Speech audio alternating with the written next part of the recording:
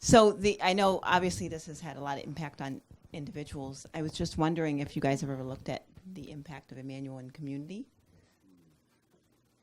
If there's ever been like communities who have had the training and they've, Yeah. church, whatever. I was just wondering. Okay. Well, just Karl can do the wider picture, but our church practices this in our worship service. And then about half of us do regular Immanuel. And the others have all had an Immanuel. But everybody in the church now can find Jesus. And sometimes when we come in on Sunday morning, if the Lord says, we tell God stories to each other. We look for Jesus. We ask him what does he want you to know? We intersperse that into our worship.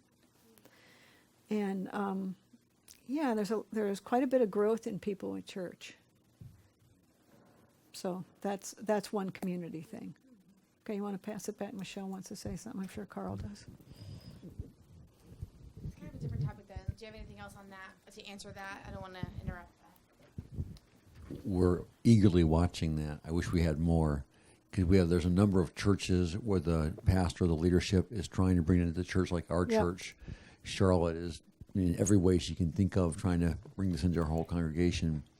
But it's actually surprisingly difficult in that, like, if you have a seminar, everybody who wants to do this come. Mm-hmm. We get a room full of people who all want to do it.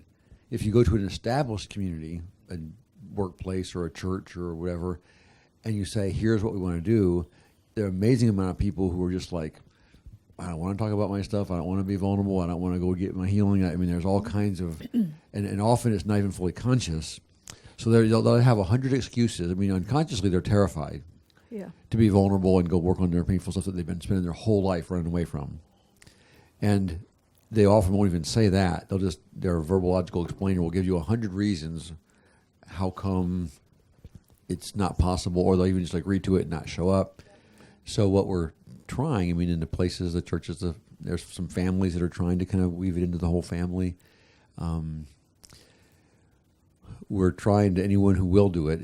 So we've got a number of places where there's like groups. There's a little core that's starting to do it. And our hope is over time it'll spread. And one of my hopes is that if you get 20 people in a church whose lives are starting to thrive, their marriages are starting to thrive, their families are starting to thrive, we'll get more and more people who will start saying, whatever you got, can I have some of that? So that's early stage. We're hoping for more. Wish we had more already. Yeah, I've been doing and reporting on Immanuel. One of the things, if you have a pastor, you stick it into your sermons. And my congregation hears my Immanuel session a lot. And then when I'm out of town, they hear, stuff from Bob as well. And it hasn't moved.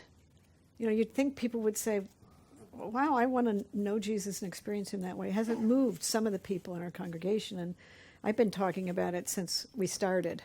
So it's really, to me, the best way is to get a core group and then spread from there. But imagine if a whole community was growing and getting rid of their triggers, and wow. So we just start with where we start. I felt like the Lord said just start. And for 10 years anyway, before it caught on. Susie would do some, and Joan would do some. I had a couple people that would do it. And everybody that walked in the door, I got into my office and did an Immanuel. I did a bunch of leaders in the area for free for like 6 months or 4 months or what, and it didn't take. They'd have a good experience, but I never saw them doing anything really with it. So I don't really understand that. But some people say, I just have so many people I don't know what to do with. And other people say, I'm the only one and I'm Skyping. But we just keep going, don't we? That's the choice.